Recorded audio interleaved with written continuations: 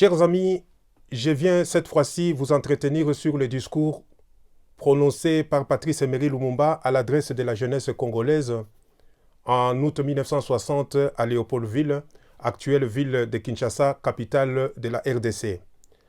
Ce discours, jamais répertorié dans la compilation des discours et conférences réalisées par Jean Van Lierde, son ami, n'est pas connu du grand public. Cependant, ce discours qui a traversé le temps est aujourd'hui d'actualité. Il s'adresse aujourd'hui à la nouvelle génération appelée à prendre de la relève. La jeunesse d'aujourd'hui qui a les droits, les devoirs et pour tout dire l'intérêt historique et politique à prendre connaissance de ces discours. Il n'est sans intérêt de ma part d'indiquer que dans ces discours, Patrice Lumumba, premier d'entre ses pairs, emploie l'expression de vérité désormais à la mode dans des discours politiques congolais, à savoir que la jeunesse, c'est l'avenir de demain. Autant il en avait fait concernant l'émancipation de la femme congolaise lorsqu'il écrit dans son livre « Congo, terre d'avenir, est-il menacé ?» qu'éduquer un homme, c'est éduquer un individu, et éduquer une femme, c'est éduquer toute une société. Il y lance un perçant appel à la jeunesse congolaise à développer un esprit de sacrifice au nom de l'amour de la patrie. Il partage sa propre expérience. Si nous avons été égoïstes, déclare-t-il dans ses discours, nous ne pourrions pas nous imposer les innombrables sacrifices qui sont aujourd'hui les nôtres. Et je sais, poursuit-il, sur ce registre de sacrifices, que ce pays ne pourra pas être complètement libéré de chaînes du colonialisme, tant sur le plan politique et économique qu'intellectuel, qu'au prix d'une lutte acharnée et parfois périlleuse. Lorsque Patrice Emery Lumumba débute la politique, il a plus ou moins 30 ans d'âge. Que d'obstacles sur sa trajectoire de lutte et d'ascension fulgurante. En 1955, il apporte son soutien de création d'un réseau d'enseignement officiel, d'écoles laïques, projet introduit par le ministre des colonies Auguste Buisseret. C'est dans le cadre de ce projet que le Congo voit éclore les Athénées dans les différentes provinces et villes du Congo et une université d'État à Élisabethville. Le soutien à ce projet lui suscitera des hostilités de l'Église et des milieux politiques catholiques influents dans la colonie. L'Église catholique, qui a le monopole de l'enseignement intellectuel, spirituel et moral, ne supporte pas la concurrence de l'enseignement laïque qu'elle traite d'enseignement du Satan. En apportant son soutien au projet d'Auguste Buisseret, Patrice Lumumba passe pour l'ami du concurrent de l'adversaire politique et philosophique traditionnel. Et lorsqu'il s'engage dans la lutte pour l'indépendance politique, Patrice Lumumba n'ignore pas que la vocation politique est périlleuse. Déjà, et pour ceux qui l'ignorent, Patrice Lumumba est menacé de mort depuis 1959. Ses adversaires ne lui donnaient pas plus de 2 ans pour vivre. Il sera assassiné le 17 janvier 1961 au Katanga. Les menaces sont encore plus manifestes quand il tient à son retour de la conférence panafricaine d'Accra le 28 décembre 1958 un meeting public, une première dans l'histoire politique du Congo, devant un public estimé à 10 000 personnes et communique par son discours plein de verve oratoire une nouvelle vision d'indépendance entendue non comme un cadeau sur un plateau d'argent qu'il fallait attendre de la Belgique, mais plutôt comme un droit à prendre. Il sera arrêté le 1er novembre 1959 à la suite des émeutes du 30 octobre 1959 à l'occasion de la tenue de son congrès à Stanleyville et condamné à 4 mois de prison par le tribunal. Il sera transféré à la prison de Jadoville le 21 janvier 1960 au lendemain de l'ouverture de la table ronde politique de Bruxelles. Un mois après cette table ronde, précisément le 1er mars 1960, Le bureau de Gaston Esquens, Premier ministre belge, réunit le leader congolais autour d'un projet de son élimination. Un fonds secret de 50 millions est débloqué à cet effet. Quand le parent belge et les chasseurs ardennais, c'est-à-dire le bombardier, interviennent en juillet 1960, le lendemain de l'indépendance, il y a une liste des leaders politiques nationalistes à éliminer. Le nom de Patrice Emery Lumumba y figure. C'est l'historien belge Hugues Wenquin qui l'écrit dans son livre Congo s'embrase, livre paru en octobre 2017. Patrice Lumumba reconnaît le sacrifice dont la jeunesse de son temps avait fait montre dans la lutte pour l'indépendance. Dans nos villes, dans nos villages et dans nos campagnes, la jeunesse populaire du Congo a lutté à nos côtés. Beaucoup de nos jeunes sont tombés sous les balles. Beaucoup de nos jeunes ont abandonné leurs parents, leurs camarades pour une lutte héroïque pour la liberté, rappelle-t-il dans son discours, non sans mentionner les dates du 4 janvier 1959 à Léopoldville et du 30 décembre de la même année à Stanleyville.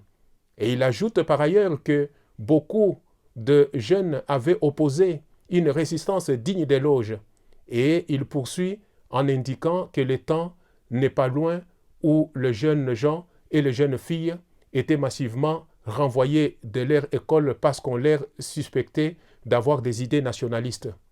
Beaucoup, pourtant brillants, se sont vus privés du bénéfice de l'instruction supérieure parce qu'ils ne voulaient pas être endoctrinés et être d'éternels serviteurs. Patrice Lumumba attribue dans son discours une palme d'honneur à la jeunesse qui a opposé son non catégorique à la colonisation, même en étant sur le banc de l'école. Cette jeunesse dont la mobilisation générale a permis aux nationalistes de conquérir victorieusement l'indépendance. C'était une jeunesse supra-ethnique, nationaliste, patriote.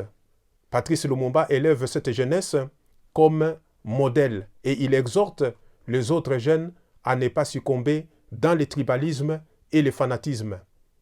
Et aucun leader que lui n'a fait montre d'une telle élévation et éveil en faveur des jeunes. Dans le Congo, il ne doit pas y avoir une jeunesse Abako, une jeunesse Batetela, il doit y avoir qu'une seule jeunesse, une jeunesse congolaise, nationaliste et démocratique au service d'une révolution sociale et économique pour notre cher et grand pays. Vous devez énergiquement combattre le tribalisme qui est un poison, un fléau social qui fait le malheur de notre pays. Vous devez combattre les manœuvres séparatistes que certains prophètes de la politique et de la division tentent d'inculquer à certains jeunes naïfs sous le nom de fédéralisme, confédération ou fédération. Ces mots n'ont été créés que pour diviser la jeunesse militante et combattante et l'exploiter. Si vous ne vous opposez pas à cette manœuvre, à cette forme déguisée de la colonisation, votre avenir sera brisé. Votre fierté doit être d'appartenir à une grande nation, à une grande puissance. Ces grands pays qui suscitent d'envie des impérialistes s'incarnent dans l'unité nationale. En témoignant sur ce qu'avait été la jeunesse de son temps, ses hauts faits, ses martyrs, son héroïsme, même les pièges qui lui sont tendus, Patrice Lumumba raconte l'histoire, sa propre histoire, l'histoire de sa propre lutte héroïque pour la liberté. Il s'adresse à la jeunesse en tant qu'homme d'État et en tant que grand homme d'un parti politique, le mouvement national congolais MNC en sigle, et il est en avance non seulement sur son temps, mais aussi aujourd'hui encore, car la plupart des partis politiques congolais dans l'opposition et au pouvoir aujourd'hui ne sont pas nationalistes, démocratiques ni patriotiques. Beaucoup ont perdu l'avantage du changement. Les opposants et les hommes au pouvoir sont dans la plupart des cas, et sauf quelques exceptions près, des blancs bonnets et bonnets blancs. Ils exploitent leur parti à des fins égoïstes personnelles et individuelles. Ils instrumentalisent des jeunes à ces mêmes fins, faisant des tribalistes et des fanatiques dépouillés de toute liberté de critique, de remise en cause et retardent ainsi leur marche vers la citoyenneté et l'avènement d'une vraie nation congolaise. Ils dégradent la vocation noble de la politique allant jusqu'à la désacraliser. Voilà qui dispose les politiciens congolais à vendre le pays aux puissances et aux multinationales au détriment du peuple congolais condamné à la pauvreté, à la misère, à l'ignorance, à l'obscurantisme, aux maladies et au sous-développement. Le temps ne serait-il pas venu pour la jeunesse, appelée à prendre de la relève, à en être consciente, à assumer ses responsabilités pour les changements? Frantz Fanon ne disait-il pas que chaque génération doit, dans une relative opacité, découvrir sa vocation, la remplir ou la trahir? La nouvelle génération, la vôtre, a une mission à remplir, celle de faire la politique autrement, de faire du peuple congolais acteur de son histoire, maître de la politique et de son destin. Et vous avez la chance d'y réussir en devenant des Lumumba, là où vous êtes, en s'inspirant de ses idées et de ses pensées. Quand on était venu lui révéler que les autorités coloniales le menaçaient de mort en 1959, il répondit « Ma personne importe peu.